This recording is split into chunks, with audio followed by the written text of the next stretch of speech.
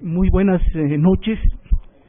Me complace enormemente participar en este evento como moderador de la segunda mesa. Como todos los eventos que organiza y promueve el doctor Sergio García Ramírez, pues tenemos un elenco muy destacado de participantes y en esta mesa particularmente tiene un gran relieve por los ponentes que nos hacen el honor de participar. Van a estar con nosotros Luis de la Barrera Solórzano, en representación del licenciado Raúl Plasencia Villanueva, el doctor Javier Sepúlveda Ahmed, que nos hace también el honor de acompañarnos, y el doctor Mauricio del Toro Huerta. Tal como está programado en la propaganda, vamos a hacer un pequeño ajuste, vamos a ir de los temas generales a los particulares, y en este sentido, en primer lugar, participará el doctor Luis de la Barrera Solórzano con el tema tortura, tratos crueles, inhumanos o degradantes en los criterios y jurisprudencia interamericana de derechos humanos. El doctor Luis de la Barrera es ampliamente conocido como un personaje nacional comprometido con la causa de los derechos humanos. Si de él algo podemos decir es su inquebrantable voluntad de servicio y su intachable sentido de la honestidad. Además un hombre de una gran cultura que hace siempre muy gratas sus intervenciones, y no digamos las charlas informales, sean de pasillo o en algún lugar un poco más amable.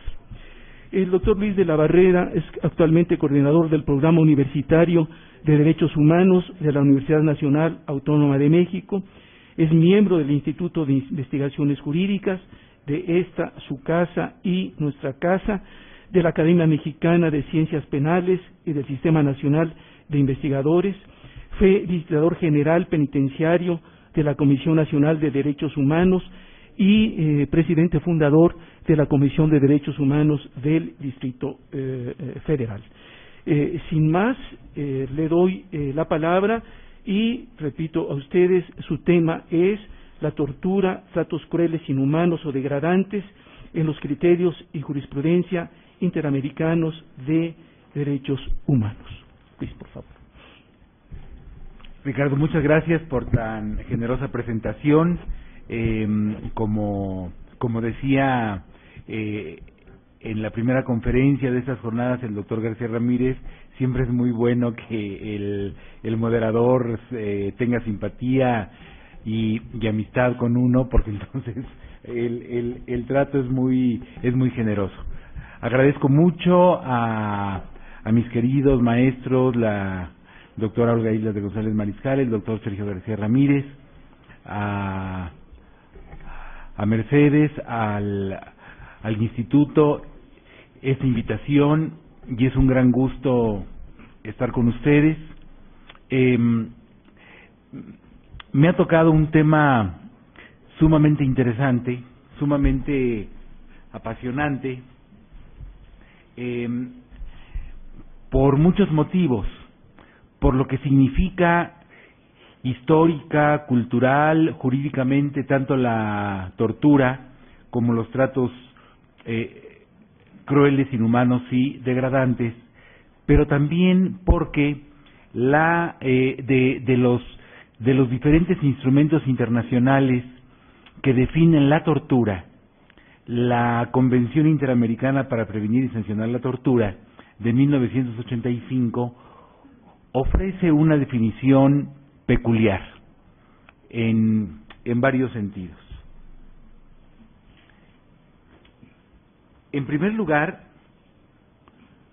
omite la exigencia incluida en los demás instrumentos que dan una definición de tortura, de que los dolores o sufrimientos que cause el sujeto activo deban ser graves para que se configure la tortura.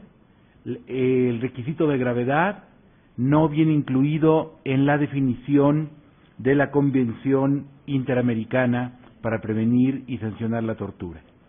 Una segunda diferencia muy importante es que no exige, como sí lo hacen los demás instrumentos que la definen, que la conducta tenga determinada finalidad. Los demás instrumentos adoptan un sistema de numerus clausus para lograr una confesión, para lograr información, para castigar, para lograr una conducta determinada, por ejemplo, básicamente eso.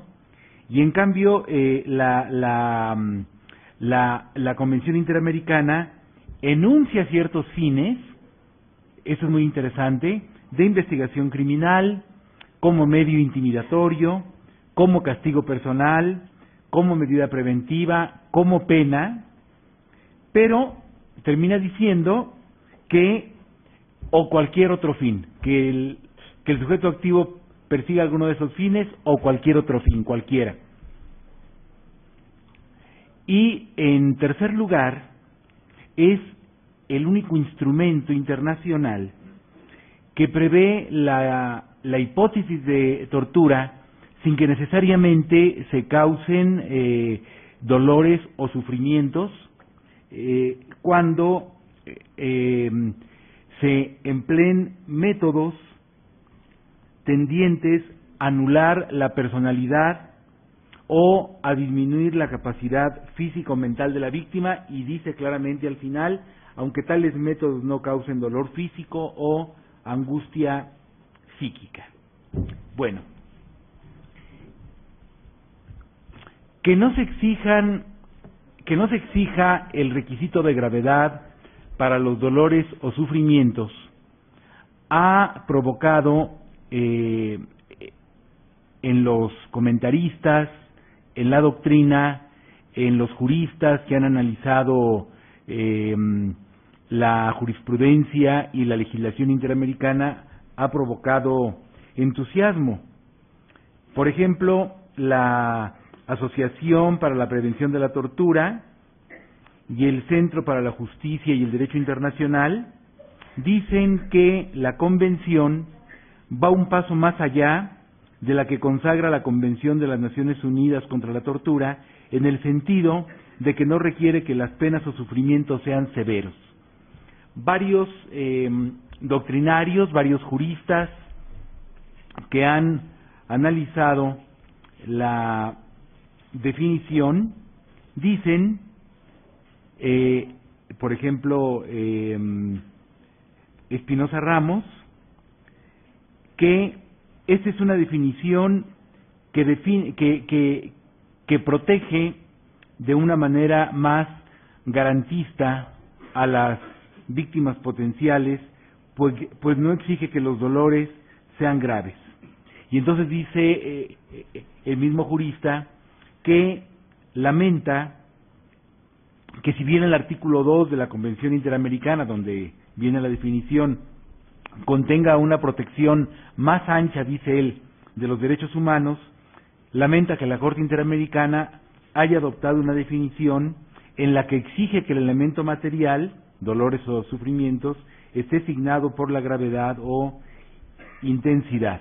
Y sostiene, definitivamente se trata de un retroceso por parte de la Corte Interamericana de Derechos Humanos y, por tanto, concluye, no compartimos la definición que adopta por cuanto es menos garantista. En efecto, la lectura de la definición contenida en la Convención Interamericana indica que cualquier dolor o sufrimiento causado por el sujeto activo intencionalmente, siempre que no sea consecuencia de medidas legales o inherentes a estas, deberá considerarse tortura. Pero esta definición, que parece la más garantista, no parece la más adecuada, porque si un agente del Estado causara cualquier dolor que no fuera inherente a la pena al gobernado, estaría cometiendo tortura. Y esto no parecería de ninguna manera razonable habida cuenta de lo que históricamente ha sido la tortura. La tortura ha sido, todos lo sabemos, la causación de un dolor muy fuerte, muy severo, muy grave, históricamente, para lograr una confesión, para lograr una cierta información, por ejemplo, de un cómplice, o para castigar un comportamiento determinado. Entonces, si pensamos en algunos supuestos de que un servidor público cause a un gobernado un dolor o sufrimiento no grave, cualquier tipo de dolor o sufrimiento que no sea inherente a la pena o que no sea la pena misma, estaríamos ante una tortura y no parece razonable. Digamos, el policía que detiene legalmente a un sujeto, legalmente porque lo sorprende en flagrante delito o porque está cumpliendo una orden de aprehensión, y le aprieta el brazo más allá de lo que se requiere para llevarlo rumbo a la patrulla. Le aprieta el brazo innecesariamente, obviamente le está causando un dolor en el brazo, y esto sería tortura, lo cual no parece de ninguna manera razonable. Aquel policía italiano que tiene ante sí a un miembro de las Brigadas Rojas que cometieron gravísimos delitos, entre ellos mutilaciones, asesinatos mediante bombas, y entonces el policía le dice al detenido que es un miserable, el detenido le contesta al policía que es un cerdo al servicio del sistema capitalista, etcétera, y el policía le da una bofetada. Esta actuación del policía sin duda es indebida, probablemente un delito de abuso de poder, porque por terrible que sea el delito que el detenido ha cometido, el policía no tiene por qué causarle ninguna humillación, ningún castigo. Pero obviamente no es una tortura. Si nos atuviéramos a la definición literalmente que da la Convención Interamericana, tendríamos que decir que esto es una tortura. Y la Corte Interamericana lo ha comprendido perfectamente bien, y entonces en sus diferentes resoluciones se ha basado en la gravedad o la intensidad del dolor o sufrimiento físico o psíquico para determinar si hay o no tortura. De la misma manera ha procedido el Tribunal Europeo de Derechos Humanos, cuya línea argumentativa en un principio siguieron tanto la Comisión como la Corte Interamericana. El Convenio Europeo para la Protección de los Derechos Humanos y de las Libertades Fundamentales no define la tortura. En su artículo 3 ordena: nadie podrá ser sometido a tortura, ni penas o tratos inhumanos o degradantes, sin definir lo que debe entenderse por tortura, ni lo que debe entenderse por estos tratos. Asimismo, la Comisión y la Corte Africanas de Derechos Humanos han considerado que la tortura, que está prohibido en el artículo 5 de la Carta Africana sobre los Derechos Humanos y de los Pueblos, junto a la esclavitud, el comercio de esclavos y el castigo y el trato cruel, inhumano o degradante, pero tampoco define lo que es tortura. Dice la Corte Africana que es una forma de maltrato agravada y particularmente seria, no cualquier maltrato, una forma de maltrato agravada y particularmente seria. La Corte Interamericana trazó una frontera entre la tortura y los tratos o penas crueles, inhumanos o degradantes en el caso Loaiza Tamayo contra Perú de 1997, y siguió el criterio adoptado en el caso Irlanda contra Reino Unido de 1978 por el Tribunal Europeo. Este caso, Irlanda contra Reino Unido, es un caso en donde presuntos terroristas que fueron detenidos se les sometió a diferentes maltratos. Fueron encapuchados, obligados a permanecer de pie durante horas frente a una pared con los brazos y las piernas separados, sometidos a ruidos fuertes, no se les dejó dormir y no se les alimentó adecuadamente. Vean, son maltratos más o menos severos: permanecer encapuchados, obligados a permanecer de pie, con brazos y piernas extendidos, sometidos a ruidos fuertes, sin que se les permitiera dormir y sin que se les alimentara adecuadamente. Y el Tribunal Europeo estimó que tales tratos eran inhumanos, pero no revestían la especial intensidad y gravedad de la tortura. En casos subsecuentes, el tribunal aseveró que un trato es inhumano cuando ha sido premeditado y aplicado durante horas, y ha causado importantes lesiones físicas o intensos sufrimientos físicos o mentales, pero menos graves que los que provoca la tortura. Es decir, aún el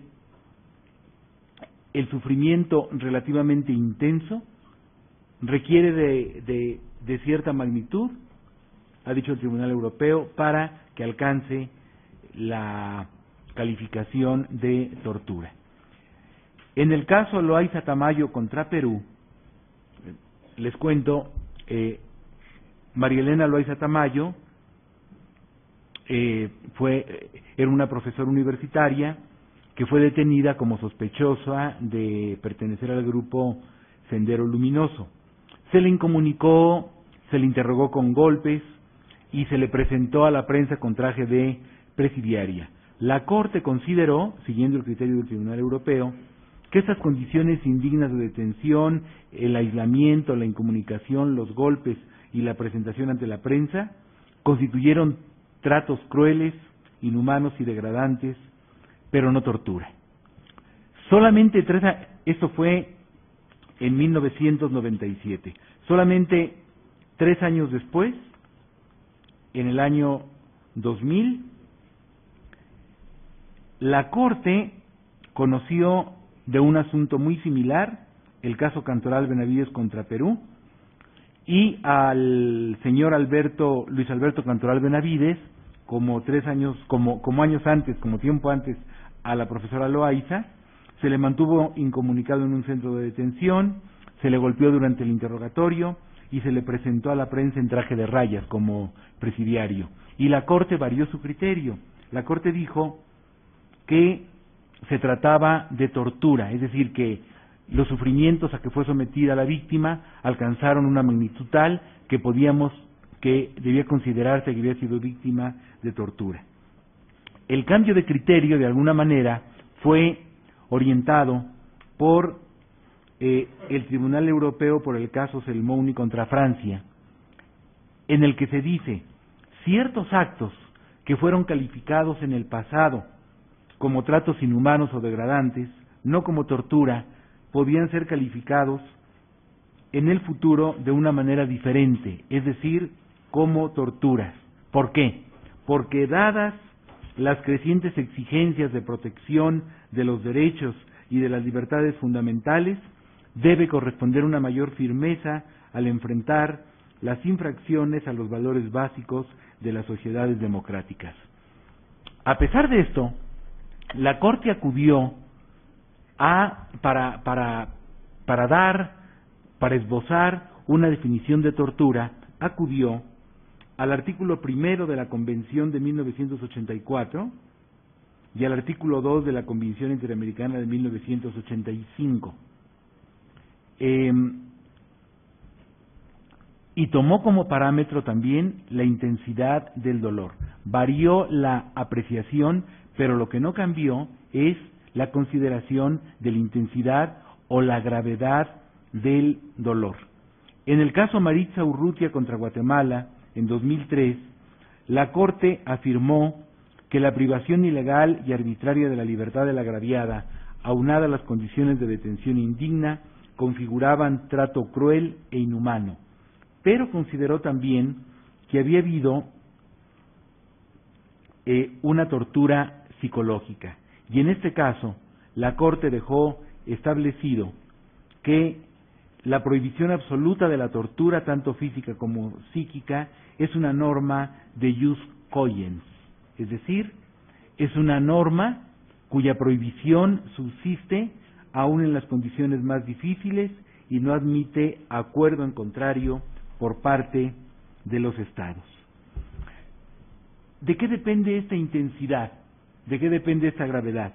En el caso de los hermanos Gómez Pacayori contra Perú, la Corte, citando también al Tribunal Europeo, explicó que el análisis de la gravedad de los actos que puedan constituir tratos crueles, inhumanos o degradantes o tortura es relativo y depende de todas las circunstancias del caso, como la duración de los tratos, sus efectos físicos y mentales, y en algunos casos el sexo, edad y estado de salud de la víctima.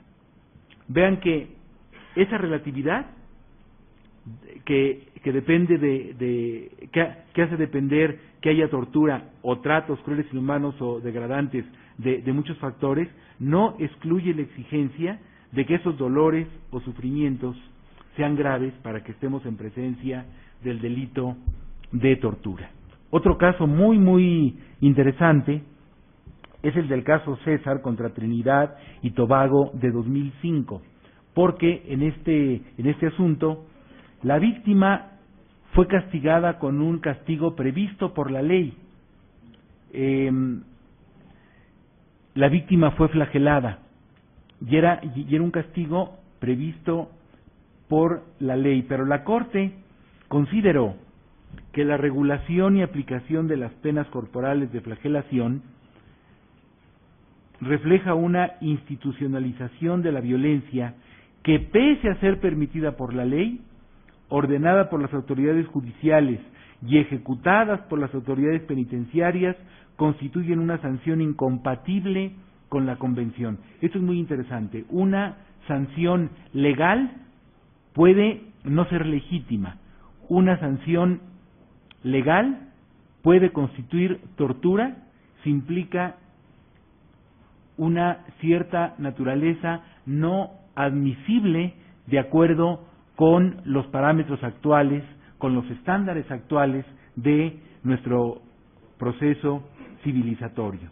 El relator especial en este tema, el relator especial de tortura de la Comisión de Derechos Humanos de las Naciones Unidas, ha manifestado que por sanciones legítimas deben entenderse las sanciones ampliamente aceptadas como tales por la comunidad internacional, como por ejemplo la privación ilegal de la libertad. Por el contrario, dice el relator, no puede aceptarse la imposición de castigos tales como la lapidación, los azotes y la amputación.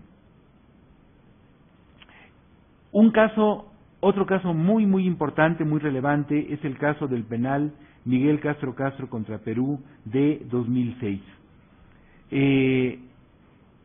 Unas prisioneras fueron mantenidas varias horas en desnudez forzada y sometidas a vigilancia de un guardia al desahogar sus necesidades fisiológicas. Y entonces la Corte determinó que aquí había habido un caso de violencia sexual, la desnudez expuesta, la desnudez forzada y la vigilancia en el momento que estaban realizando necesidades fisiológicas constituye violencia sexual. Y también hubo revisión vaginal, dactilar, con penetración de los dedos, y esta es una de las formas de cópula de acuerdo a una definición que cada vez ha quedado más aceptada. Entonces, consideró la Corte que esta penetración dactilar en la vagina constituía una violación sexual, y la violación sexual, por los daños que produce, constituye tortura.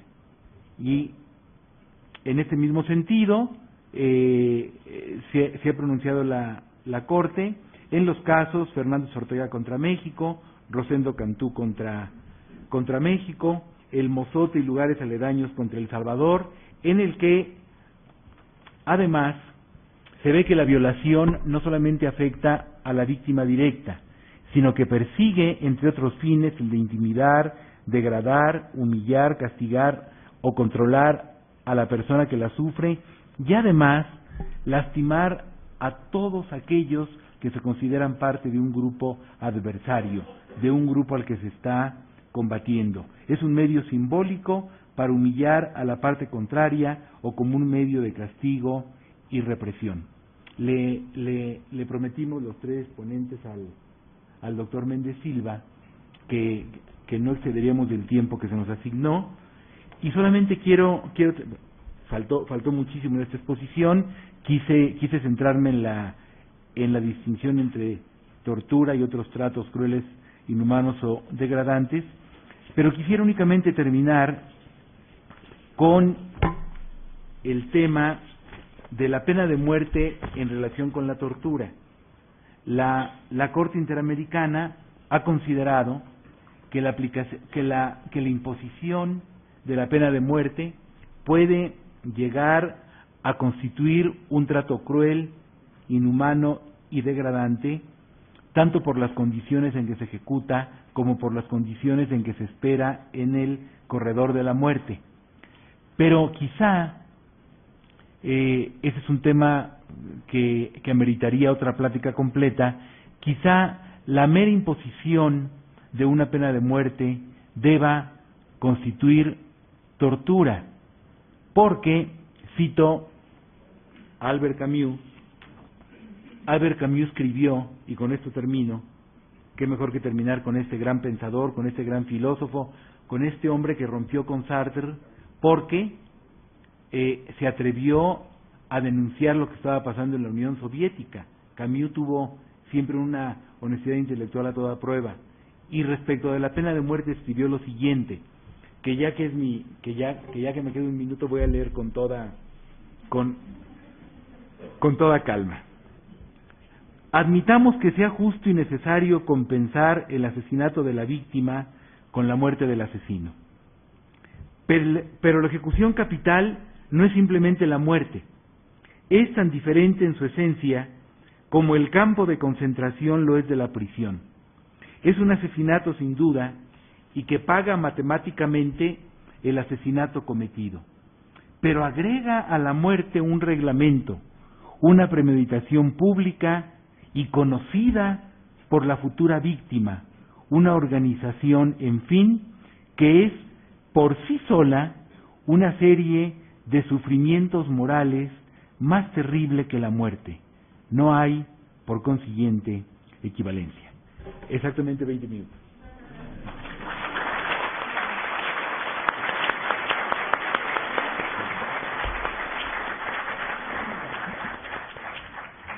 Muchas gracias a Luis de la Barrera, no tanto por haber cumplido el tiempo, sino por su excelentísima presentación.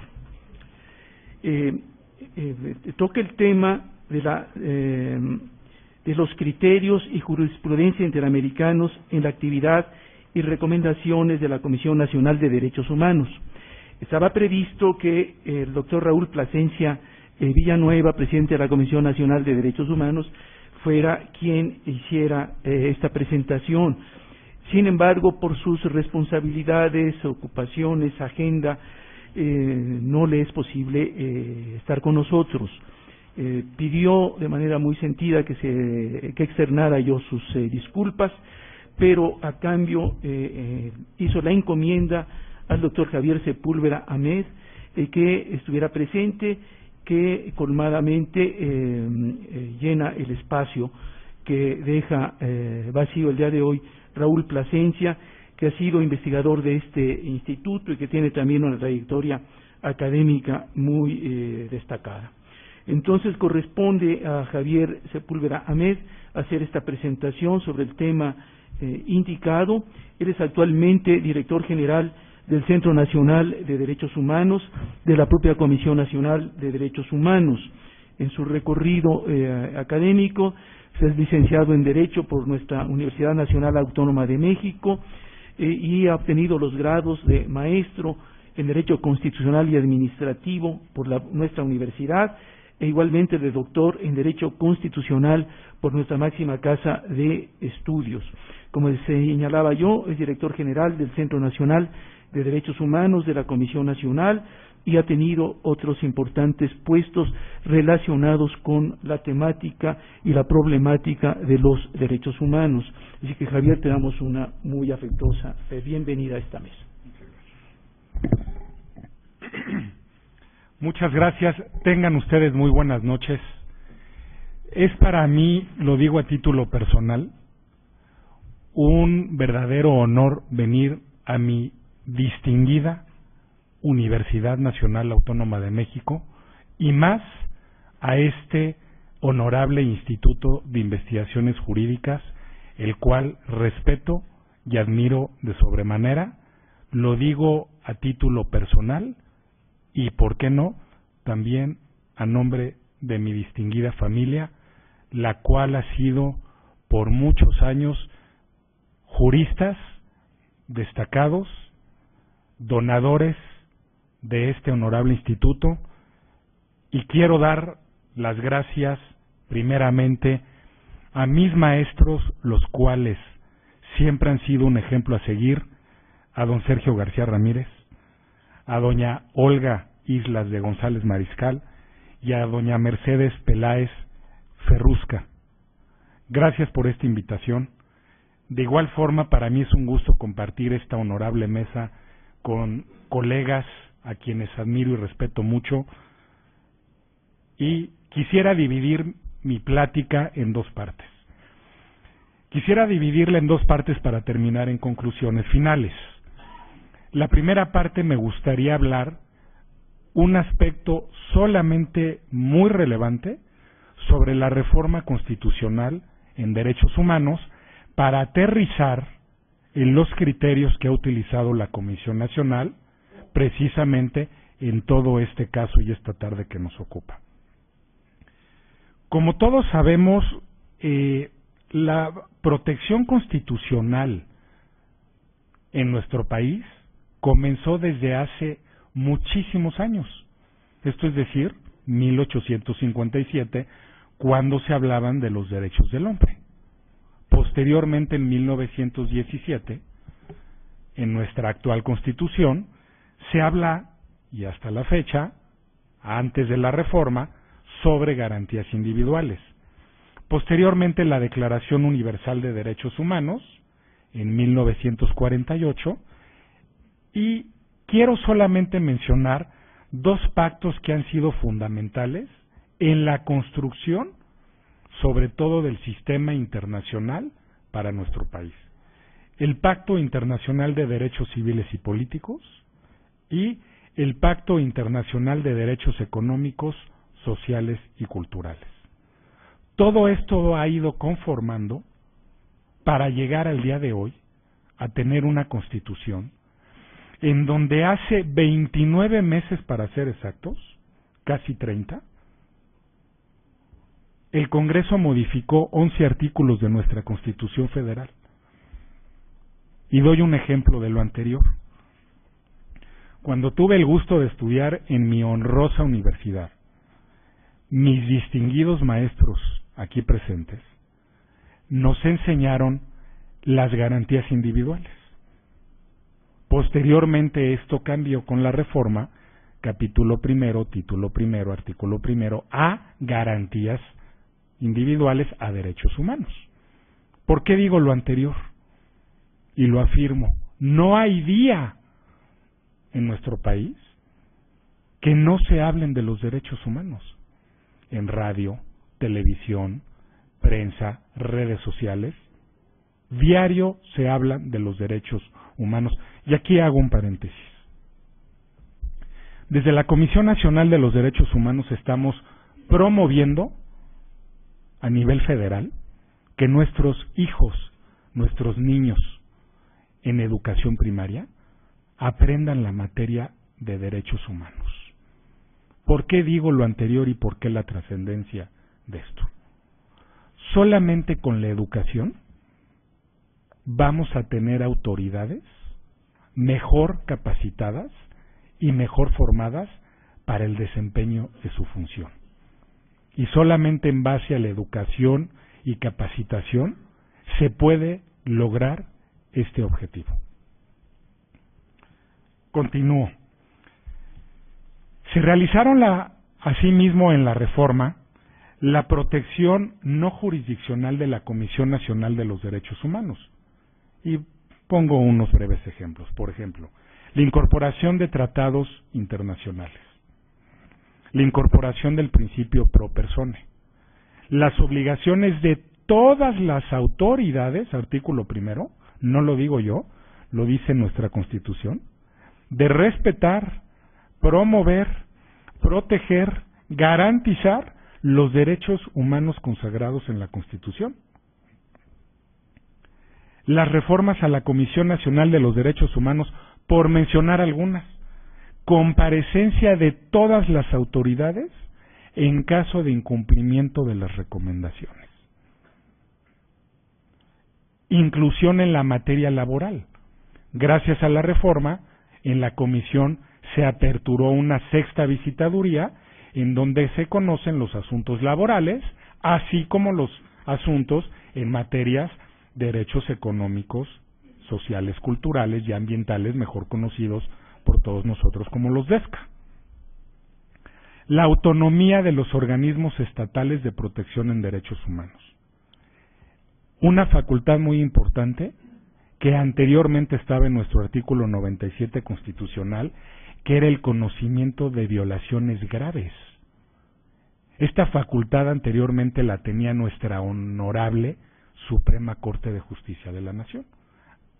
Después de la reforma, la tiene la Comisión Nacional de los Derechos Humanos. Y una última, la facultad que tiene la Comisión Nacional para interponer acciones de inconstitucionalidad que afecten tratados en materia de derechos humanos. Esto es una materia sumamente amplia. Y déjenme, les comparto lo siguiente.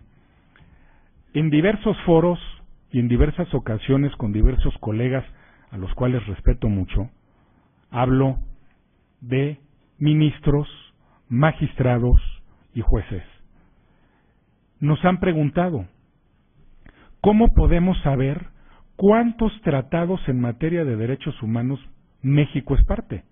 Yo les pregunto, lo digo de manera muy respetuosa, ¿ustedes creen que todas las autoridades van a conocer cuáles son los tratados en los que México es parte, en donde se hablen de derechos humanos?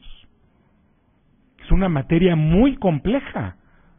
Y si yo les digo, para pasar al segundo punto, que solamente más de 10 estados de la República Mexicana han aprobado, después de casi 30 meses, la reforma constitucional en sus constituciones locales y en la ley local que protegen los derechos humanos para adecuarla a la Constitución Federal, verdaderamente es muy preocupante.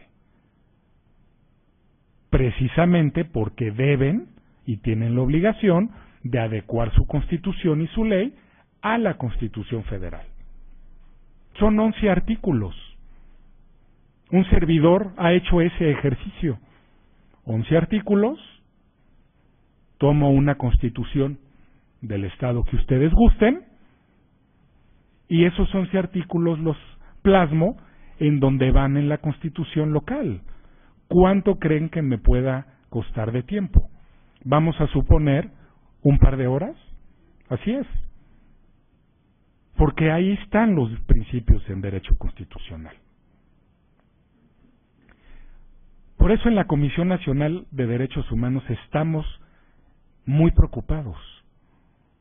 Porque mientras los derechos humanos no se eleven a nivel constitucional local, precisamente la reforma ahí está y ahí estará.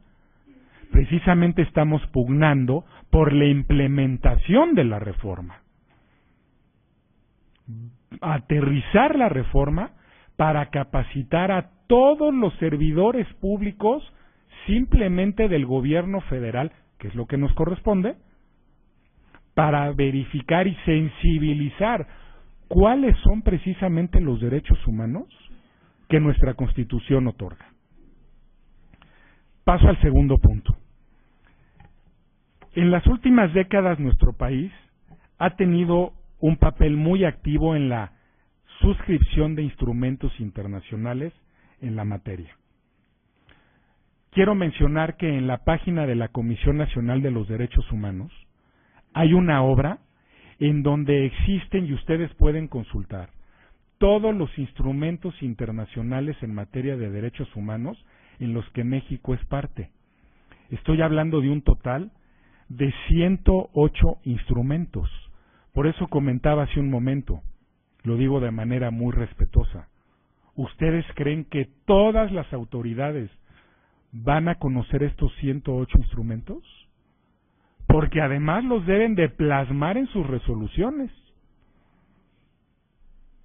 Precisamente porque así lo dice nuestra Constitución. En este contexto, el papel que desempeñan en nuestro país los órganos encargados de impartir justicia será decisivo.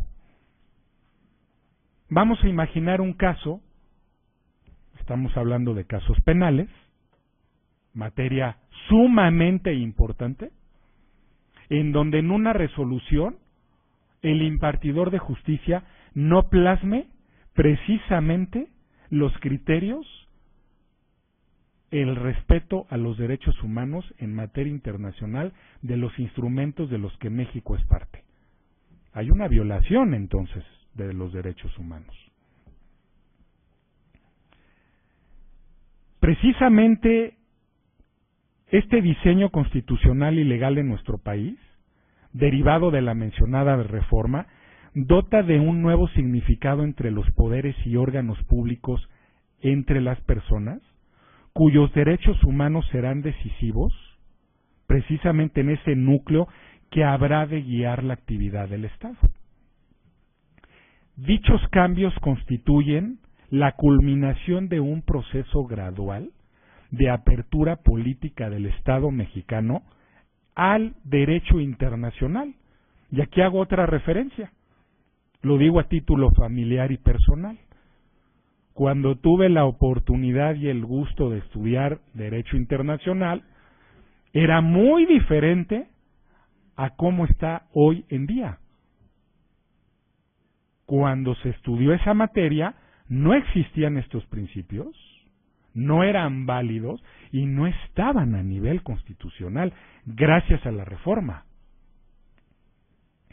Las modificaciones de la Constitución Federal apuntalaron una nueva estructura en la jerarquía normativa, toda vez que ubica claramente a los tratados internacionales en materia de derechos humanos en rango superior de la legislación nacional y aporta una nueva priorización de las normas que encabeza la protección más amplia de las personas. Vuelvo a hacer otra referencia. Cuando todos estudiamos la licenciatura, ¿cómo no olvidar la pirámide de Kelsen? Entonces, qué importante ha sido que el derecho ha evolucionado y más la materia de derechos humanos. ¿Cuándo nos íbamos a imaginar que este cambio iba o fuera a ser así? Cada uno de los estados nacionales cuenta con un marco jurídico que rige los alcances y límites de los instrumentos internacionales. En dicha regulación, podemos advertir que con una mejor concreción de las hipótesis normativas, se brinda una mayor certeza jurídica a los ciudadanos, lo cual es muy importante tomarlo en cuenta, quienes pueden conocer en forma clara la jerarquía normativa de dichos instrumentos. También es posible distinguir el carácter vinculatorio o no en los tratados en el sistema jurídico. Ya se mencionó hace unos momentos por los grandes juristas que me antecedieron. En lo que hace a México, los intérpretes del marco normativo, bajo el criterio que apunta ahora el texto de la Constitución, en los dos primeros párrafos del artículo primero, deberán guiarse por el principio pro persone, y esto es fundamental de la reforma, y tendrán que ubicar las disposiciones previstas de los tratados internacionales en materia de derechos humanos al más alto nivel jurídico.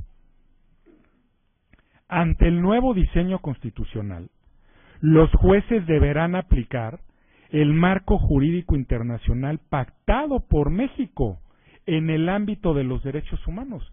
Precisamente es lo que mencionábamos hace un momento. Y esto es fundamental en todas y cada una de las decisiones de los impartidores de justicia en nuestro país.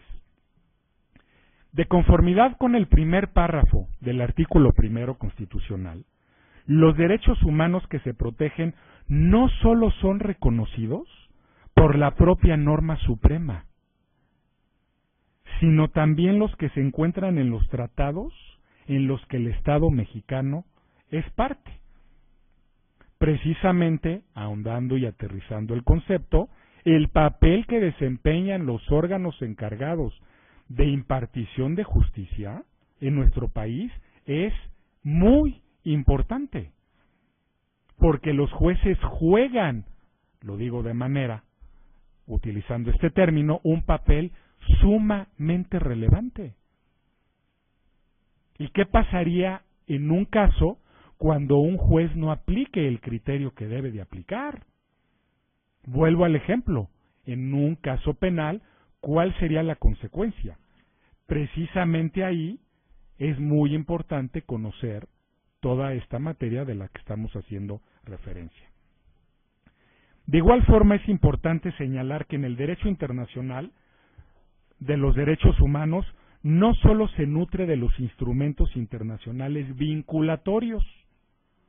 De igual forma habrá que observar la jurisprudencia, ya se dijo en esta honorable mesa, por los órganos encargados de tutelar derechos humanos en el caso de la Corte Interamericana de Derechos Humanos, la cual a la fecha, ya se mencionó, ha conocido de más de 160 casos, de los cuales se han dictado alrededor de más de 259 sentencias en un apartado y en un sentido histórico. ¿Cuáles son las protecciones más importantes, por mencionarlas, de los derechos humanos en la Corte? Ya se mencionó las restricciones de la pena de muerte, la colegiación obligatoria de periodistas, la exigibilidad del derecho de rectificación o respuesta, el habeas corpus de rectificación de suspensión de garantías, garantías judiciales en estados de emergencia, condición jurídica y derechos humanos del niño, y así como condición jurídica y de los derechos de migrantes indocumentados. Los órganos de impartición de justicia tienen la obligación de salvaguardar los derechos previstos en el ámbito interno, pero también los valores y principios que el Estado ha reconocido en los instrumentos internacionales. Los jueces nacionales se convierten en los primeros intérpretes de la normatividad internacional. Por eso es fundamental su preparación. Si se considera el carácter subsidiario, complementario y coadyuvante de los órganos interamericanos con respecto a los previstos en el ámbito interno de los Estados miembros. En relación al reconocimiento de competencia contenciosa de la Corte Interamericana de Derechos Humanos y sus criterios orientadores y vinculantes, la Suprema Corte de Justicia de la Nación resolvió que resulta un hecho inobjetable la determinación de sujeción de los Estados Unidos mexicanos a la jurisdicción de la Corte. Pero, ya se comentó hace un momento, es muy importante lo anterior, pero, como dice nuestro distinguido y honorable maestro, don Héctor Fixamudio, es muy importante verificar y velar por el derecho interno en México. Finalmente, para respetar el tiempo que tengo en este momento, ¿cuáles son las reflexiones finales a las que podemos llegar esta tarde? Las modificaciones de índole constitucional y legal en materia de derechos humanos obligan a los jueces a tomar en consideración la nueva fuente formal, como son los tratados internacionales, a ejercer un control de convencionalidad y orientar su actuación bajo los principios de, lo dice la Constitución, universalidad, interdependencia, indivisibilidad y progresividad. La nueva constitucionalidad apenas está en construcción. Le corresponde a los órganos jurisdiccionales la correcta aplicación o inaplicación de la norma interna, conforme a los criterios establecidos por nuestra honorable Suprema Corte de Justicia de la Nación. Pero también es a todas las autoridades, y esto es fundamental, ojo, del país en el ámbito de sus competencias, que tienen la obligación de velar no solo por los derechos humanos contenidos en los instrumentos internacionales firmados por el Estado mexicano, sino también por los derechos humanos contenidos en la Constitución Federal, adoptando la interpretación más favorable al derecho humano de que se trate.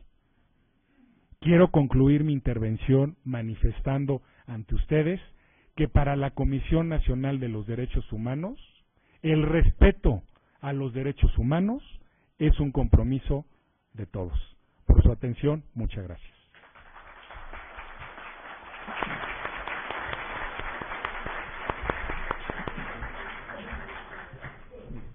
Muchas gracias a Javier Sepúlveda Med por su muy interesante presentación y le pedimos presente nuestros respetos a Raúl Plasencia, presidente de la Comisión Nacional de Derechos Humanos. Toca el turno del maestro Mauricio del Toro. Él es licenciado en Derecho por la Facultad de Derecho de nuestra Casa de Estudios, candidato a doctor por la Universidad Complutense de Madrid, especialista en argumentación jurídica por la Universidad de Alicante, con estudios especializados en materia de derechos humanos, entre otras instituciones, en la Universidad de Oxford, el Instituto Interamericano de Derechos Humanos. Ha sido conferenciante en temas de derechos humanos, derecho internacional y derecho electoral. Se desempeña actualmente como secretario instructor en la Sala Superior del Tribunal Electoral del Poder Judicial de la Federación. Entre sus publicaciones recientes están la Declaración Universal de Derechos Humanos, un texto multidimensional, y conjuntamente con el doctor Sergio García Ramírez, México ante la Corte Interamericana de Derechos Humanos, Decisiones y Transformaciones. Y yo agrego un artículo publicado en el Anuario Mexicano de Derecho Internacional sobre el soft law, que mucho nos ha ilustrado a quienes nos interesamos en estos temas. Mauricio, por favor. Muchas gracias. Sean mis primeras palabras de agradecimiento por la invitación. Es un honor estar en las jornadas sobre justicia penal y particularmente en esta mesa, acompañado de tres juristas destacados. Gracias por la invitación. Me ha tocado hablar del caso Radilla, un caso que es ampliamente comentado, discutido, en donde ya hay una amplia bibliografía que analiza sus diferentes facetas. Y esto me permite abordarlo desde esta perspectiva, desde la perspectiva de las diferentes facetas y funciones que puede tener un precedente internacional, tanto sus funciones históricas, como políticas, como hermenéuticas, como didácticas. Y en este caso, el caso Radilla muestra claramente dos rostros, un rostro subnacional, un rostro regional, identificado con la sentencia emitida por la Corte Interamericana el 23 de noviembre del año del 2009, en el caso Radilla, y un rostro nacional, identificado originalmente con la consulta trámite del expediente 489/2010, planteada por el entonces presidente de la Suprema Corte de la Justicia de la Nación, ministro Guillermo Ortiz Mayagoitia, a efecto de cumplir aquella otra sentencia de la Corte Interamericana ante la falta de claridad respecto al procedimiento a seguir para ello y ante la ausencia de legislación específica para el adecuado cumplimiento de las sentencias de la Corte Interamericana. Esto fue lo que motiva la consulta trámite, que en ese momento es turnada al ministro Cosío, que se vota, se rechaza por cuestiones de naturaleza de la consulta trámite, se abre el famoso conocido expediente Varios 912 a cargo del proyecto de la ministra Luna Ramos y posteriormente el engrose a cargo del ministro Cosío, que se discutió del 4 al 14 de julio de 2011. Recientemente, un mes antes, el 6 de junio y el 11 de junio se habían publicado la reforma constitucional en materia de amparo y la reforma en derechos humanos que ya se ha comentado en esta mesa. Estos son los dos rostros del caso Radilla. La importancia del caso me parece es significativa. No es el primer caso condenatorio contra México, antes fue el caso Castañeda, que también fue significativo, que planteó una condena por la falta de recursos efectivos respecto de la impugnación de leyes electorales, y que llevó una reflexión interesante y profunda, que en última instancia también en materia de candidaturas independientes se ve ya proyectada también en ciertos de sus alcances en la reforma constitucional. Antes también estuvo el caso del campo algodonero, que nos hizo ver las deficiencias y las graves circunstancias que vive nuestro país, particularmente Ciudad Juárez, y la impunidad de ciertos hechos y la gravedad de los estereotipos y las violencias contra las mujeres.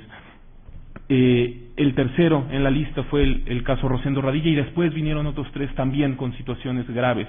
Entonces no es el primer caso de violaciones a los derechos humanos que condena México, y tampoco es el que tiene los más graves. Sin duda son violaciones graves. Pero ¿qué particulariza este caso, al menos para efectos de esta exposición? Sin duda es un ejemplo de lucha y tenacidad por parte de las familiares de Rosendo Radilla, por sobreponerse al dolor y la indignación después de más de 35 años de su desaparición, respecto de la búsqueda de la verdad, de la justicia y de la reparación. Es un ejemplo también destacado de litigio estratégico por parte de los representantes de las víctimas, y constituye quizá el precedente judicial que más influencia y repercusión ha tenido en el conjunto del ordenamiento jurídico mexicano, tanto respecto a señalar los pendientes y limitaciones respecto a la investigación de los hechos particulares del caso, como determinar la verdad de lo sucedido y el pleno cumplimiento de la resolución, como quizá, y este es el aspecto más destacado, en la definición del nuevo modelo del sistema de control de constitucionalidad y convencionalidad a partir precisamente de lo resuelto por la Suprema Corte de Justicia de la Nación en el expediente 912. La importancia de esta sentencia la ha destacado la propia Corte Interamericana en las resoluciones posteriores que ha emitido con motivo de la supervisión del cumplimiento de la sentencia, en donde ha dicho, respecto del expediente 912, que este acuerdo de la Suprema Corte de Justicia constituye un avance importante en materia de protección de derechos humanos, no solo dentro del marco del presente caso, el Radilla, sino en todas las esferas internas del Estado mexicano. Por lo anterior, este tribunal, la Corte Interamericana, valora positivamente las consideraciones hechas por el máximo órgano judicial del Estado, las cuales son de gran trascendencia para la consolidación de los derechos humanos en la región. Esta afirmación también la hizo relativamente recientemente respecto a la supervisión de otro caso de los ecologistas. Así también la importancia de este caso, Rosendo Radilla, lo muestra el hecho de que la Organización de las Naciones Unidas para la Educación, la Ciencia y la Cultura haya integrado recientemente al Programa de la Memoria del Mundo los expedientes judiciales nacionales del caso Radilla, expedientes 489 y 912 del año 2010, como patrimonio documental de la humanidad por su importancia mundial como referente de un rostro nuevo de la justicia en América Latina, junto con otros archivos como el del Muro de Berlín, el proceso contra Nelson Mandela, el diario de Ana Frank, entre otros. Ya lo dijo también en esta mesa el doctor Ferrer MacGregor, esta sentencia, la del expediente 912, revolucionó el entendimiento entre el derecho internacional y el derecho interno en clave de subsidiariedad. Este será brevemente el objeto de esta charla. Para aquellos que no conozcan el caso o recordando simplemente los hechos del mismo, están relacionados con la detención y posterior desaparición forzada de Rosendo Radilla Pacheco, reconocido líder social en Atoyac de Álvarez, Guerrero, quien fue detenido por agentes militares el 25 de agosto de 1974 en un retén, cuando viajaba en un autobús en compañía de su hijo de 11 años de edad, en un contexto sistemático de numerosas desapariciones forzadas de personas. El señor Radilla tenía 60 años y la razón que externaron sus captores para detenerlo fue porque componía corridos. Siendo trasladado al cuartel militar de Atoyac, donde permaneció clandestinamente detenido por varias semanas y donde fue visto por última vez con los ojos vendados y signos de maltrato físico. Después de 35 años el caso llega a la Corte. Antes pasó por diferentes instancias del Estado mexicano, entre ellas ante la Comisión Nacional de Derechos Humanos, que emitió una importante recomendación sobre todo el periodo y que propició a raíz de esa recomendación la creación de la Fiscalía Especial para la Investigación de los Delitos del Pasado, que después fue extinta. En estos procesos el caso de Rosendo Radilla está presente.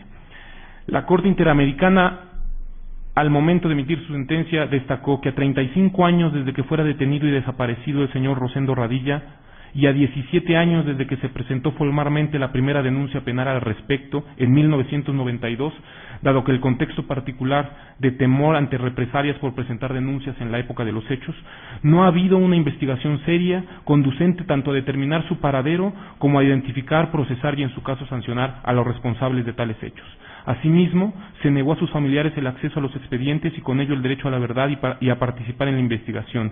Se vulneró también su derecho a un juez natural al extender indebidamente la competencia de la jurisdicción militar a hechos constitutivos de desaparición forzada que en modo alguno pueden considerarse inscritos en la disciplina militar al tratarse de violaciones graves de los derechos humanos y por el contrario requieren una tipificación adecuada y no sujeta a restricciones o interpretaciones que en la práctica propicien la impunidad de los hechos.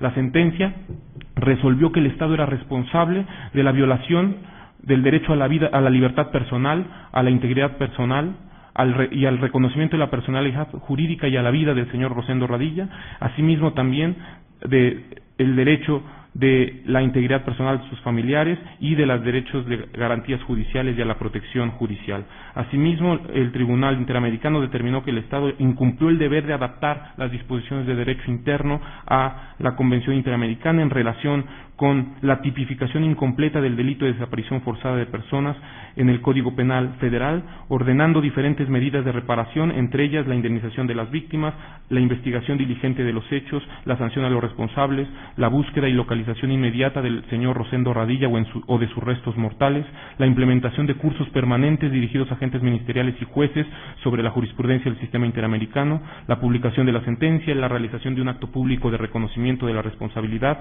y en desagravio a la memoria del señor Radilla, la publicación de una semblanza de su vida, el apoyo psicológico a las víctimas y la adecuación de la legislación militar respecto a la extensión de la jurisdicción militar a violaciones de derechos humanos y de la legislación penal respecto del tipo de desaparición forzada. Esto es a grandes rasgos la situación general del caso Radilla, que se ha llamado Radilla 1, o así lo ha llamado el ministro Cosío, respecto de la sentencia de la Corte Interamericana. Este caso Radilla lo ilustro de esta manera: como la máscara del antiguo dios Jano, se sitúa en el presente para ver al pasado y al futuro, con esperanza de construcción de nuevos futuros para las víctimas del caso y para la sociedad mexicana. Respecto del pasado, digo que mira al pasado porque desde el presente la Corte Interamericana se refiere, y ya lo decía aquí el juez Ferrer, a un tema que está en la jurisprudencia desde sus primeros casos y que viene evolucionando, desde los casos hondureños respecto al fenómeno de la desaparición forzada de personas, de su carácter pluriofensivo y continuado y permanente y de su gravedad, como ya se destacó en esta mesa.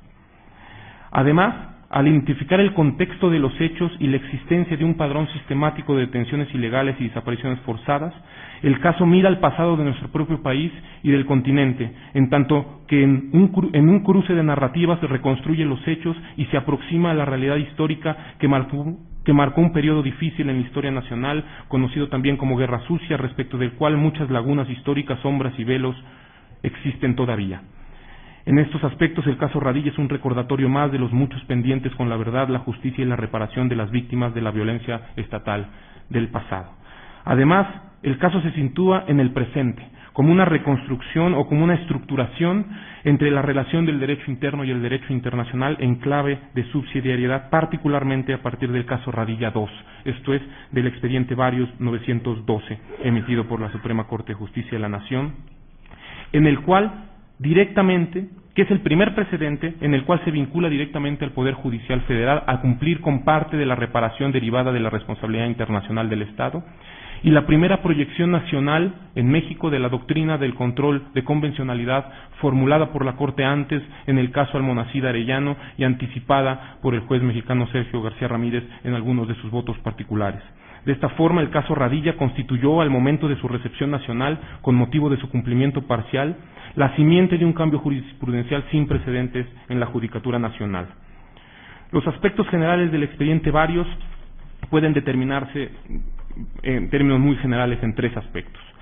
Aspectos de encuadre o de entendimiento de la relación entre los sistemas, aspectos vinculados directamente al cumplimiento parcial de la sentencia, de las obligaciones de la Suprema Corte de Justicia, en general del Poder Judicial, y algunas medidas de adaptación del orden interno y de seguimiento. Respecto a las primeras, la Suprema Corte de Justicia de la Nación, como ya también se dijo en esta mesa, reconoció la plenitud de jurisdicción internacional de la Corte Interamericana. Dijo que la determinación de sujeción de México a la jurisdicción de la Corte es una decisión ya consumada del Estado y por tanto sus sentencias junto con todas sus consideraciones constituye cosa juzgada y corresponde exclusivamente a ese órgano internacional evaluar todas y cada una de las excepciones formuladas por el Estado y no así a la Suprema Corte Interamericana, a la Suprema Corte de Justicia de la Nación. También reconoció fuerza vinculante a las sentencias en aquellas sentencias donde el Estado es parte, no solo en sus puntos resolutivos, sino también en sus consideraciones.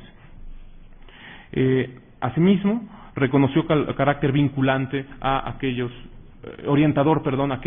sentencias en que el Estado no fue parte, aunque posteriormente, en una contradicción de criterios, ajustará esta afirmación. Esta circunstancia es relevante porque hay experiencias también en la región, particularmente en Venezuela, en donde altos tribunales han entendido que tienen competencia para revisar los fallos de la Corte y han declarado inejecutables sus sentencias, como lo han destacado y criticado, entre otros, el doctor Carlos Ayala Corao, venezolano. En este sentido, respecto de las obligaciones concretas que debe realizar el Poder Judicial, la Suprema Corte destacó tres. La primera, que los jueces deben llevar a cabo un control de convencionalidad ex oficio en un modelo de control difuso de constitucionalidad. Y esto es el primer cambio significativo del modelo de control de constitucionalidad. La segunda, que deberá restringirse la interpretación del fuero militar en casos concretos, en tanto que corresponde al Poder Judicial el examen de la aplicación e interpretación de lo dispuesto en el artículo 13 de la Constitución respecto a los alcances del fuero militar, a fin de garantizar el control de convencionalidad del ejercicio de la jurisdicción militar exclusivamente respecto de faltas a esta disciplina y no así de violaciones a los derechos humanos. Y en tercer lugar, que el Poder Judicial de la Federación deberá implementar medidas administrativas derivadas de la sentencia, particularmente aquellas relacionadas con el establecimiento de cursos y programas de actualización permanente, particularmente sobre los límites de la jurisdicción militar y de la tipificación de la desaparición forzada de personas. Respecto al control de convencionalidad, es sin duda el aspecto más significativo del expediente Varios 912. En este aspecto se da cuenta del párrafo 339 de la sentencia de la Corte Interamericana, en donde se establece y se precisa los alcances del control de convencionalidad ex oficio por los jueces nacionales, por el Poder Judicial. Después, como también lo destacó aquí el juez Ferrer MacGregor, vendrían ampliaciones a este control de convencionalidad, no solo respecto al Poder Judicial, sino también a órganos vinculados con la Administración de Justicia, en el caso Cabrera García y Montiel Flores contra México, y posteriormente a cualquier autoridad pública y no solo al Poder Judicial, como lo dijo en el caso Hellman. El caso Radilla 2 supone, en decir del ministro Cosío Díaz, una solución integral. Por una parte, reiterar el control concentrado de constitucionalidad, introducir el control difuso de constitucionalidad, lo que llevó a la modificación de las tesis que impedían este control difuso, y finalmente establecer las condiciones generales de aplicación y alcance del principio pro persona establecido en el artículo primero, al que ya también nos han dado cuenta.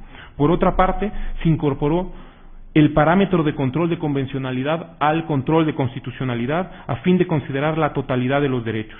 De esta forma, el parámetro de control quedó establecido por todos los derechos humanos reconocidos en la Constitución y en los tratados internacionales, la jurisprudencia emitida por el Poder Judicial de la Federación y los criterios de la Corte Interamericana que resultan vinculantes o orientadores en ese momento en el expediente Varios 912, en general al conjunto de los precedentes de la Corte Interamericana.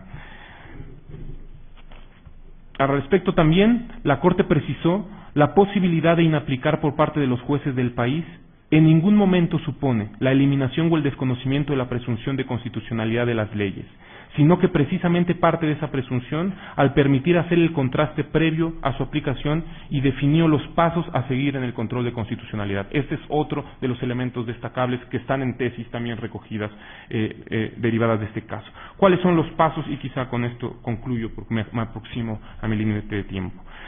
En primer lugar, la interpretación conforme en sentido amplio. ¿Ello qué significa? Que los jueces del país, al igual que todas las demás autoridades, deben interpretar el orden jurídico a la luz y conforme a los derechos humanos establecidos en la Constitución y en los tratados. Después, vendrá una interpretación conforme en sentido estricto, esto es, cuando hay varias interpretaciones jurídicamente válidas de un mismo precepto, partiendo de la presunción de constitucionalidad de las leyes, se prefiere aquella que sea acorde con lo establecido en la Constitución y en los tratados.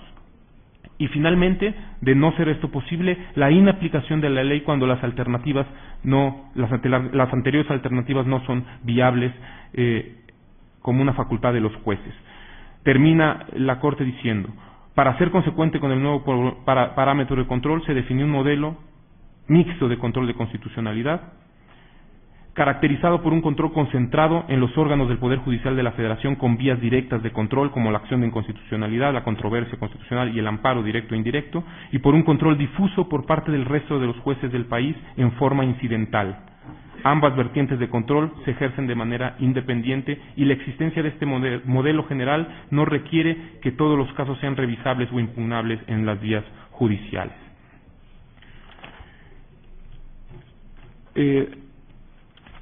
Finalmente, en el caso Radilla, supone a su vez una reflexión sobre qué es lo que viene y qué es lo que sigue, una reflexión hacia el futuro, particularmente en el cumplimiento estricto de la sentencia emitida por la Corte Interamericana, particularmente en aquellos aspectos derivados con la investigación de los hechos, la determinación de la verdad de lo ocurrido y en su caso de la sanción a los responsables. Asimismo, queda en el tintero además la evidente necesidad de que el avance jurisprudencial se refleje en parámetros legislativos y que se termine de adecuar el ordenamiento interno al internacional. A esta urgencia se suma también aquella que supone legislar en materia de recepción y cumplimiento de las sentencias internacionales por todos los órganos del Estado, lo que generaría certeza en las condiciones y exigencias respecto al cumplimiento de las determinaciones de la Corte Interamericana, entre otras. Y también resulta indispensable reflexionar sobre la posibilidad de que la jurisdicción nacional, a falta de esta primera legislación que comentaba, ejerza un pleno control de convencionalidad y actúe como recurso efectivo para el cumplimiento y ejecución de las sentencias internacionales a fin de garantizar su cumplimiento pleno y adaptar efectivamente las medidas de reparación, como una medida, digamos, complementaria. En algún momento, en el caso Castañeda, se pidió esto ante un juez y me han comentado que hace unos días la Corte resolvió que no era fundada la alegación en términos de que se pidió un derecho de petición, pero creo que queda pendiente este tema de cuál puede ser el papel de los tribunales federales en el control de convencionalidad respecto del cumplimiento de las sentencias de la Corte Interamericana. En general sería mi exposición, agradezco y espero haberme ajustado al tiempo. Gracias.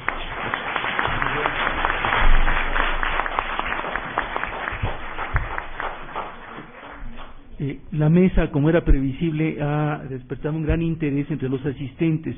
Se han enviado varias inquietudes en las papeletas que se distribuyeron. Las he turnado a los participantes. Voy a entregar también las que vienen dirigidas a Mauricio del Toro. Estamos ya sobre el tiempo, pero con la mayor disposición de atender estas inquietudes, pues nuestros ponentes harán un intento de síntesis para poder ajustarnos lo más posible al tiempo. Les agradecemos de todas maneras este interés y en el orden que participaron nuestros compañeros, en primer lugar, el doctor Luis de la Barrera. Agradezco mucho las preguntas que se me han formulado. Varias de ellas no tienen que ver con el tema que expuse. Con muchísimo gusto en otro momento, si ustedes me escriben a mi correo, el del Programa Universitario de Derechos Humanos, podemos dialogar sobre esos temas. Me voy a referir solamente a las preguntas que tienen que ver con el tema que expuse, y lo voy a hacer de una manera muy breve para que mi exposición sobre la tortura no se convierta, al responder, en una tortura ni para el público ni para mis amigos de la mesa. Yo creo, hay una pregunta de Luis Alberto Vargas, en la que dices que si está eliminado el requisito de la gravedad en los dolores o sufrimientos en la definición, si no es de pensarse que algún día entonces va a desaparecer la tenue línea, dice, entre la tortura y los tratos crueles, inhumanos y degradantes. En toda mi exposición traté de demostrar que no, que lo razonable es que esta línea subsista. ¿Recuerdan ustedes lo que decía Beccaria, que sigue siendo muy válido, de que si se castigan delitos de gravedad distinta con la misma pena, entonces el delincuente no tendrá freno para mejor cometer el delito de mayor entidad, de mayor gravedad, porque finalmente se le va a castigar igual? Nunca podrá ser lo mismo que un policía solamente abofetee una vez a un detenido, a que lo haga polvo. Si se castigara igual una y otra cosa como tortura, entonces un policía sádico, digamos, ya que se va a animar a maltratar al detenido, no tendría ningún inconveniente en infligirle los mayores sufrimientos o penas, dado que la pena va a ser la misma que si solamente lo mira feo.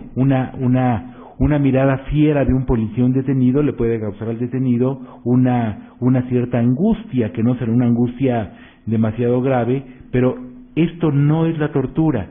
Esto no es el concepto de tortura, no es la tortura contra la que luchó Beccaria, no es la tortura como cultural, histórica y jurídicamente se ha entendido. Incluso si recordamos los ejemplos de algunas resoluciones de la Corte o del Tribunal Europeo, no todo maltrato es un trato cruel, inhumano y degradante. En el ejemplo del policía que innecesariamente aprieta un poco de más el brazo al detenido, al que va llegando hacia la patrulla, difícilmente puede sostenerse que hay crueldad o que hay inhumanidad o que hay degradación, aunque esta conducta del policía sea indebida. Creo que esta frontera es muy importante y así le entendió la Corte Interamericana, y por eso, a pesar de la definición de la Convención Interamericana para prevenir y sancionar la tortura, la Corte ha venido trazando una barrera que no sé si sea tan tenue entre tortura y tratos crueles, inhumanos y degradantes.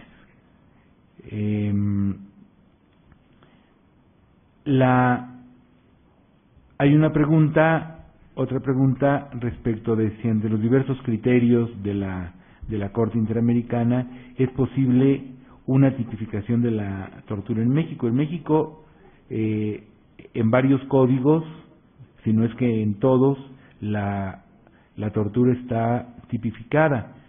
Todo se inició con la Ley Federal para prevenir y sancionar la tortura, aplicable en el ámbito federal y en el Distrito Federal en 1986. Esta ley tenía una deficiencia seria que no le quitaba validez, no tanto en la tipificación del delito, sino en un aspecto procesal. No le quitaba validez a la declaración del acusado, aun cuando no estuviera presente su defensor. Y entonces vino una ley posterior, en 1991, que se llamó igual, Ley Federal para Prevenir y Sancionar la Tortura, que le quitaba todo valor probatorio a una confesión que no fuera rendida en presencia del defensor y ante el Ministerio Público o el juez, y luego ha venido tipificándose en los diferentes códigos penales. En el Distrito Federal también se eliminó el requisito de que los dolores o sufrimientos sean graves, y creo que es un error, a pesar de que se tome como modelo la definición de la Convención Interamericana. Recordemos algo muy importante que dijo el juez Eduardo Ferrer MacGregor. La Corte no juzga acusados individuales de un delito violatorio, un delito que constituye violación de los derechos humanos. No señala en sus resoluciones si un acusado individual es culpable o inocente. La Corte trata de defender a las víctimas contra violaciones de derechos humanos de abuso de poder, pero toca a los tribunales de cada país hacer los juicios penales correspondientes. Y entonces, en ese sentido, creo que es muy importante que se conserve en los diferentes códigos penales del país, en el federal y en los locales, el requisito de gravedad de los dolores o sufrimientos. Muchas gracias.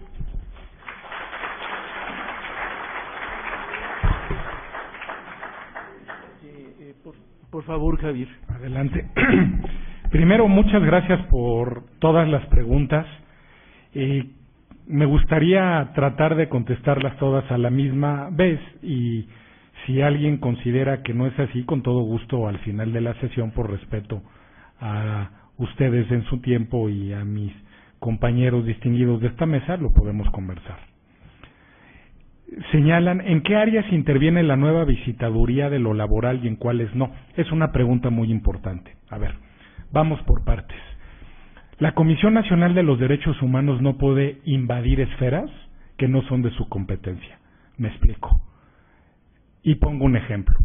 Cuando una persona recurre al Tribunal Federal de Conciliación y Arbitraje porque es despedida, y el tribunal emite una sentencia o un laudo condenatorio en donde se le tiene que reinstalar o pagar una cantidad al trabajador, ahí es donde interviene la Comisión Nacional. Me explico, nuestra función es el incumplimiento, precisamente porque si yo les digo cuánto cuesta la multa de cuando el Tribunal Federal de Conciliación y Arbitraje, el cual merece mi respeto como lo he manifestado en esta mesa, a una autoridad es de 100 pesos. Entonces, ahí es donde interviene la Comisión Nacional. No intervienen despidos injustificados porque estaríamos invadiendo una esfera precisamente que no es nuestra. ¿Cómo se podría sensibilizar a la autoridad judicial respecto a los derechos humanos? Es una pregunta importantísima y muchas gracias por hacerla. Precisamente lo que comentaba hace un momento, la capacitación, la educación, jornadas como estas, foros, y precisamente de esa manera, al día de mañana, todas las autoridades, ya lo dice la Constitución, lo deben de ir plasmando y lo deben de ir conociendo. ¿Cómo lo van a plasmar? Pues la única manera es primero conociéndolo y segundo, plasmándolo en sus resoluciones. Precisamente por lo que estamos comentando y comentamos en todo. Por eso es fundamental que todas las personas que se dedican al servicio público y las que no, conozcan precisamente cuáles son los derechos humanos contenidos en nuestra Constitución. Por eso es la importancia de la materia. Y por eso comenté la educación en derechos humanos, que deseamos que el día de mañana sea una materia que estudiemos desde que somos niños. Pongo un caso particular. Yo cuando estudié hace muchos años, sigo estudiando, pero me refiero a cuando estudié en los niveles de primaria, secundaria y bachillerato, no llevé una materia que se llamara derechos humanos. Llevamos educación cívico-civismo. Considera que el criterio jurisprudencial que emitió la Suprema Corte respecto en el que se reconocen que los derechos humanos contenidos en tratados internacionales son válidos siempre y cuando no contradigan la Constitución es un retroceso. es una pregunta fundamental y quiero compartir con ustedes algo que al día de hoy yo quisiera, y lo digo de manera muy respetuosa, conocer qué fue lo que la Suprema Corte quiso decir precisamente con lo anterior. Me lo han preguntado muchas veces. Quiero esperar el engrose para con mucho gusto estudiarlo, entenderlo y poder tener un criterio, sobre todo para contestar esta pregunta. Muchas gracias.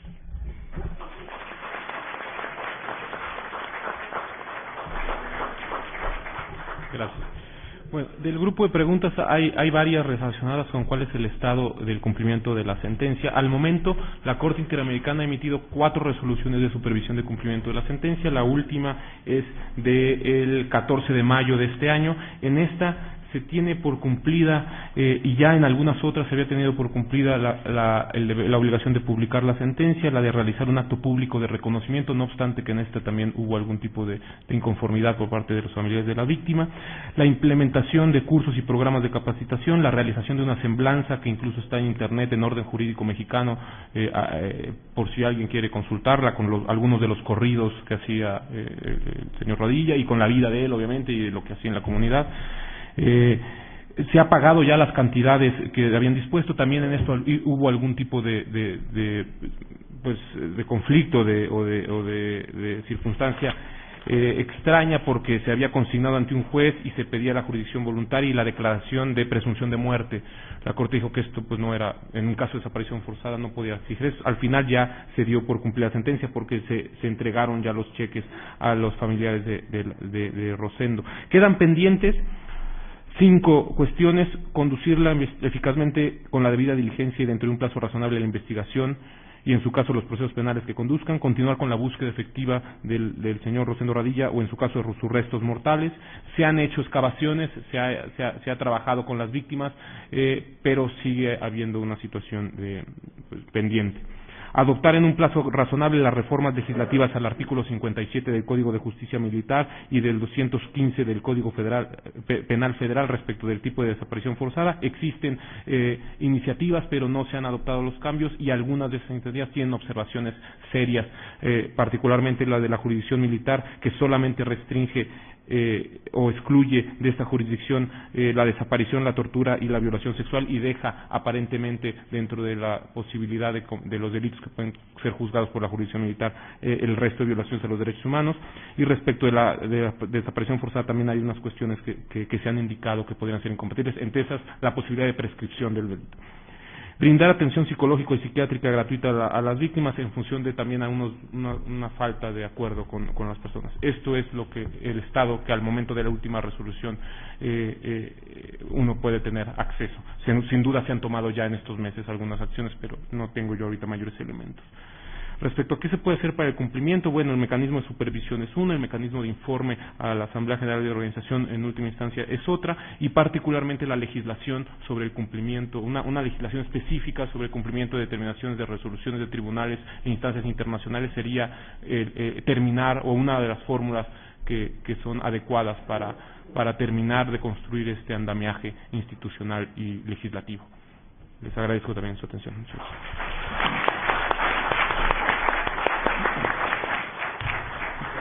Sí, agradezco a los ponentes sus muy brillantes participaciones, su disposición de atender las inquietudes, y a ustedes agradezco su interés, su atención de estar aquí presentes hasta esta hora, y a nombre de los coordinadores del evento me permito convocarlos a ustedes para el día de mañana a las segundas jornadas de esta edición a partir de las 5 de la tarde.